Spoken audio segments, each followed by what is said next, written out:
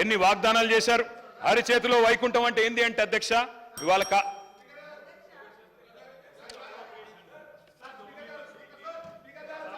కేటీఆర్ గారు 1 మినిట్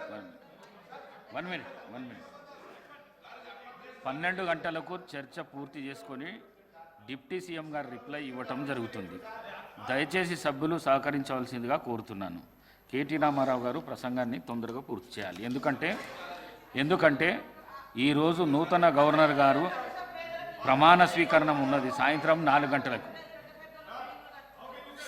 4 గంటలకు రాజ్భవన్ వెళ్ళవలసి ఉన్నది.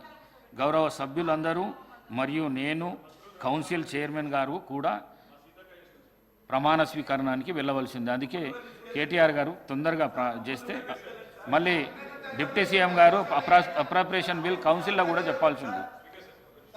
Speaker sir, I request you for one thing. I request LA Minister also for one thing. I know today is the last day for you to pass appropriation bill. We know that. 31st లో ఈరోజు రాత్రి 12 గంటల లోపల మీరు appropriation bill pass చేసుకోవాలి. మాకు idea sir. I request you.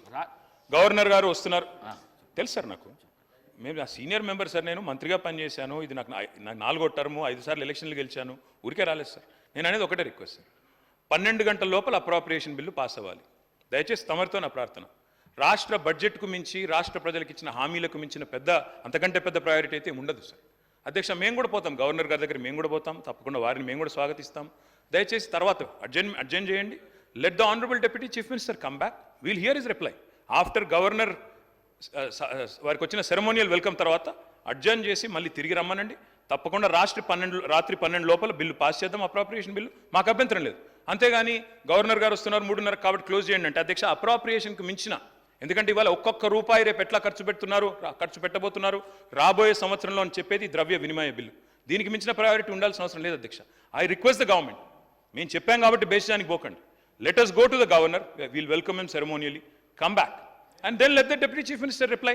అధ్యక్ష చాలా మంది మాట్లాడాలని తాతాలాడుతున్నారు అధ్యక్ష. వారికి కూడా ఇవ్వండి, నేను అర్థంట్లేదు. సాయంత్రం 12 దాకా నడపండి. దయచేసి తమరిని కూడా నేను ప్రార్థిస్తా ఉన్నా. ప్రధాన ప్రతిపక్షం నుంచి నేను ఒక్కనే మాట్లాడుతున్నా. మాకు 38 మంది సభ్యులు ఉన్నారు. తప్పకుండా మీరు కూడా గౌరవించి మరి రాష్ట్ర ప్రజల అభిప్రాయాన్ని కూడా దయచేసి ఎల్ఏ మినిస్టర్ గారు కూడా మన్నించి రాత్రి 11:59కి బిల్లు పాస్ చేయండి. 12 లోపల పాస్ చేయండి. సవ్యంగా అన్ని కార్యక్రమాలు జరుగుతాయి కాబట్టి దయచేసి టైం ఇవ్వండి. అధ్యక్ష ఐ రిక్వెస్ట్ యూ. అధ్యక్ష అరిచేతిలో Vaikuntham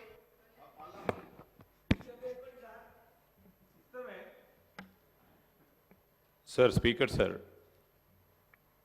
you have made an appeal to all the members. We have to respect your appeal. నేనేం కోరుతా ఉన్నాను అధ్యక్ష గౌరవ సభ్యులతో కూడా, వారు ఇప్పటి వరకు 40 నిమిషాల పాటు మాట్లాడారు. సార్ లెక్కలు ఉంటాయి. సో మేమేమంటా ఉన్నాం, మేము మాట్లాడటానికి వద్దంటలేం. కానీ ఈరోజు నేను కోరుతా ఉన్నాను మీరు కూడా సమయం కేటాయింపు చేయండి అధ్యక్ష. లేకుంటే మనము ఈరోజు ఇక్కడ పాస్ చేసుకోవాలా? సెరమోనియల్ వెల్కమ్ గవర్నర్ గారు బాధ్యతలు చేపట్టే కార్యక్రమంలో మేము పాల్గొనాలి, మీరు పాల్గొనాలి. అందరినీ కూడా వారు ఆహ్వానించడం జరిగింది ప్రభుత్వం తరఫున. నేను వారిని కోరేది ఒకటే, మనం ఇక్కడ చర్చ జరగాలి. డిప్యూటీ సీఎం గారు ఇక్కడ రిప్లై ఇవ్వాలా.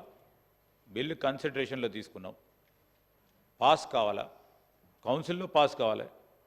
Before 12 of the midnight, as you rightly said, it has to be signed by Honorable Governor. So నేనేం కోరుతా ఉన్నానంటే అధ్యక్ష, వారు సమయం తీసుకుంటా ఉన్నారు.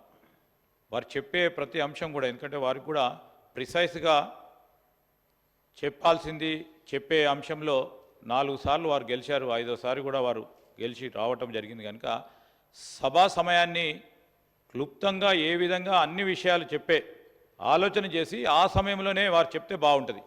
మొత్తం వారు ప్రతి టర్మినాలజీని డిఫైన్ చేస్తూ ఉన్నారు అధ్యక్ష. చాలామంది సభ్యులకు తెలుసు. ఈరోజు నేను కోరుతా ఉన్నాను కేటీఆర్ గారిని కోరుతా ఉన్నాను. సమయం ఇప్పటికే 40 నిమిషాలు వారు మాట్లాడారు. ఇంకో 10 నిమిషాలు మాట్లాడమనండి, కంక్లూడ్ చేయమని చెప్పండి. 1 గంట సేపు మాట్లాడిన తర్వాత కూడా ఇంకా దాంట్లో ఇంకా సబ్జెక్ట్ ఉన్నదంటే ఇంకేం సబ్జెక్ట్ ఉంటుంది అధ్యక్ష?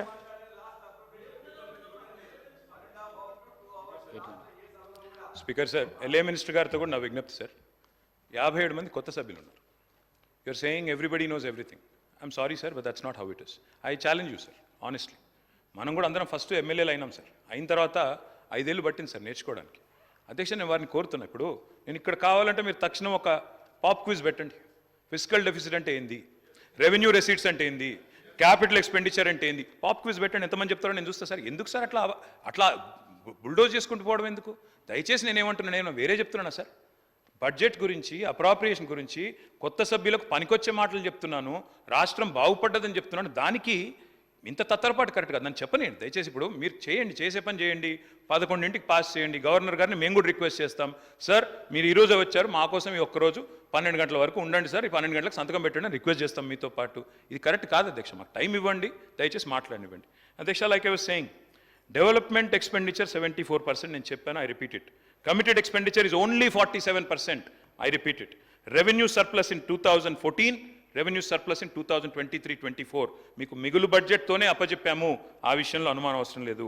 ఫిజికల్ డెఫిసిట్ కూడా నేను చెప్పాను, మళ్ళీ చెప్తా ఉన్నా, డెడ్ జీఈడిపి విషయంలో కూడా మంచిగా ఉన్నాము. మీది ఎట్లుందంటే అధ్యక్ష, వీళ్ళ వైఖరి, వీళ్ళు చెప్పారు అధ్యక్ష, అరచేతిలో వైకుంఠం చూపెట్టారు, నానా మాటలు చెప్పారు ఎలక్షన్లో, అన్నీ చెప్పి ఈరోజు అవి చేయలేక ఇబ్బంది పడతా ఉన్నారు. అర్థం చేసుకోగలం అధ్యక్ష, ఎందుకంటే ఎన్నికల్లో గెలవడానికి చెప్పారు. అధ్యక్ష, మార్పు రావాలి, మార్పు కావాలి, కాంగ్రెస్ రావాలి అనే స్లోగన్తో యాడ్స్ తయారు చేశారు అధ్యక్ష. మార్పు మార్పు మార్పు అని ఉదరగొట్టారు అధ్యక్ష. అధ్యక్ష, పల్లా దుర్గయ్య గారు అని చెప్పి ఒక తెలంగాణ కవి అధ్యక్ష, పాపం ఈ మార్పు మీద మంచి పద్యం చెప్పినాడు అధ్యక్ష. ఈ సందర్భానికి అది యాప్ట్ అని నేను అనుకుంటా ఉన్నా. మార్పు మార్పు అనుచు, మార్పు మార్పు అనుచు, పలుమార్లు మార్చి మార్చి ఏ మార్చి పిలిచిన మాత్రాన మార్పు వచ్చునా తత్వమందు. గోమారును పేరు మార్చి, గోమారును పేరు మార్చి సుకుమారి అని ముద్దుగా కోరిక మేర పిలిచిన గోవుల నెత్తురు పీల్చకుండునా.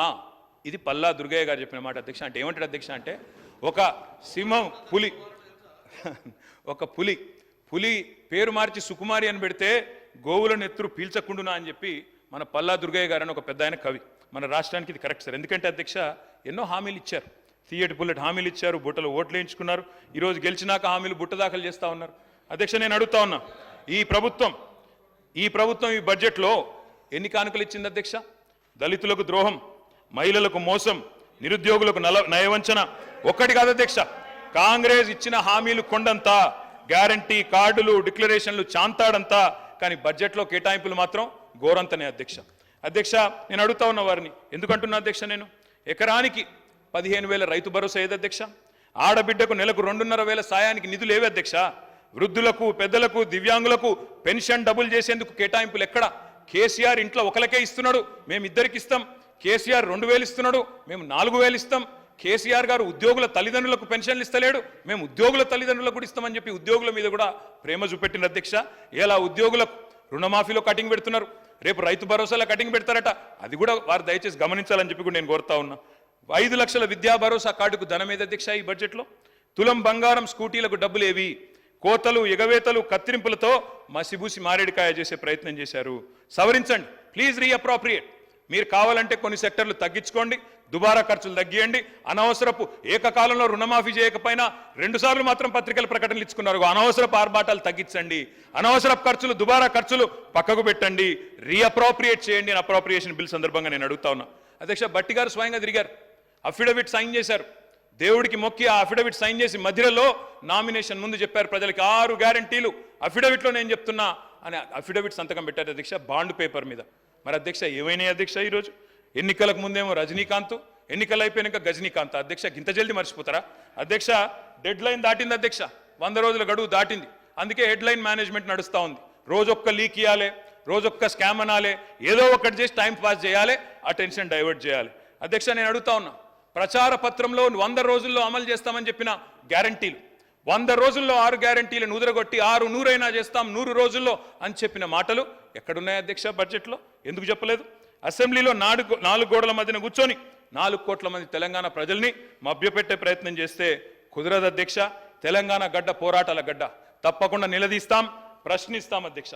అధ్యక్ష, ఇంకా విచిత్రం, తెలంగాణలో సామెత ఉంది అధ్యక్ష, అన్న వస్త్రాల కోసం పోతే ఉన్న వస్త్రాలు పోయినట్టుంది అధ్యక్ష ఈరోజు పరిస్థితి. ఉండబట్టలేక ఓటేస్తే ఉన్నబట్ట కూడా లాక్కున్నారంటే ఎట్లుంది అధ్యక్ష అంటే, మేనిఫెస్టోలో ఏం చెప్పింది అధ్యక్ష? పెన్షన్లు పెంచుతాం, 2,000 4,000 చేస్తామన్నారు. ఏం చేస్తున్నారు అధ్యక్ష ఈరోజు? ఖమ్మం జిల్లాలో వారున్న జిల్లాలోనే లక్ష్మమ్మ అనే మహిళకు మొన్న ఆసరా పెన్షన్ రికవరీ పెట్టినారు అధ్యక్ష.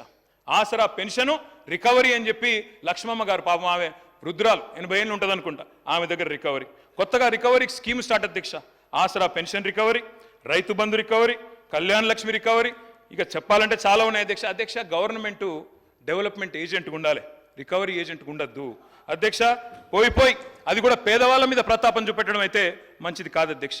ఉన్న వాటిని ఊడగొడతామని భయపెడితే కొత్త అడగరు, వీళ్ళని అదరగొట్టొచ్చని ప్రయత్నం చేస్తున్నారు. కానీ వాళ్ళ తరపున అడగడానికి ప్రధాన ప్రతిపక్షంగా బీఆర్ఎస్ పార్టీ కేసీఆర్ బృందం ఇక్కడ ఉందనే మాట మర్చిపోవద్దని చెప్పి నేను వారికి విజ్ఞప్తి చేస్తా ఉన్నా అధ్యక్ష. దుర్వినియోగం, దుష్ప్రచారం చేయాలి, అవినీతి జరిగిందని ముద్రేయాలి, స్కామ్ల మకిలి అంటించి స్కీమ్లను ఎత్తేయాలి, అప్పుల పాలైంది రాష్ట్రం అని చెప్పి 6 గ్యారంటీలకు మంగళం పాడాలి. ఇది వీళ్ళ ఎజెండా అధ్యక్ష. మేము వాళ్ళని వదిలిపెట్టాం అధ్యక్ష. రికవరీ చేయాల్సి వస్తే ప్రజలు చేయాలి అధ్యక్ష. రికవరీ ఏం రికవరీ చేయాలి అధ్యక్ష? వీళ్ళ మీద పెట్టాలి రికవరీ ఛార్జ్ షీట్. 2 లక్షల తులాల బంగారం బాకీ ఉన్నారు మీరు.